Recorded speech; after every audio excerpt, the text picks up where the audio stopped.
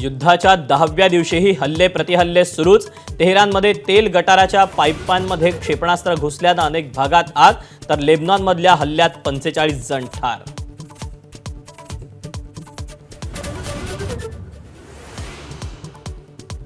युद्धाचा परिणाम देशभरातील पेट्रोल डिझेलच्या किमतींवर होणार नाही. सूत्रांची माहिती. हॉर्मुझ सामुद्रधुनी व्यतिरिक्त इतर मार्गाने होणाऱ्या तेलाच्या आयातीत वाढ. परराष्ट्र मंत्री संसदेत निवेदन सादर करणार. युद्धामुळे घरगुती गॅस महागल्यानंतर व्यावसायिक गॅस सिलेंडरचा पुरवठा बंद. रत्नागिरीत सिलेंडरसाठी नागरिकांच्या रांगा, तर आंब्याचे आणि द्राक्षांचे दर पाडण्याचा व्यापाऱ्यांचा घाट.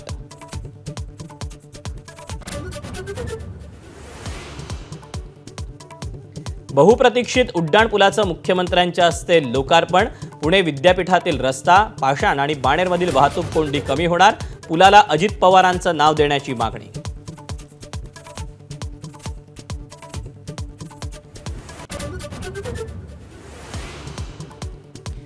पश्चिम बंगालमधील राष्ट्रपतींच्या कार्यक्रमाकडे ममता बॅनर्जींची पाठ.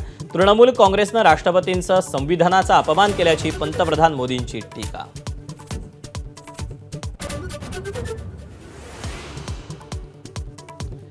जागतिक महिला दिनाच्या तमाम महिला प्रेक्षकांना एबीपी माझाच्या हार्दिक शुभेच्छा. घरातून मंत्रालयापर्यंत प्रत्येक क्षेत्रात कर्तृत्वाचा ठसा उमटवणाऱ्या महिलांना सलाम.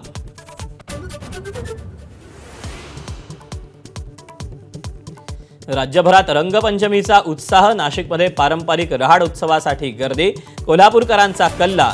राज्यभरातील मंदिरांमध्येही रंगांची उधळण.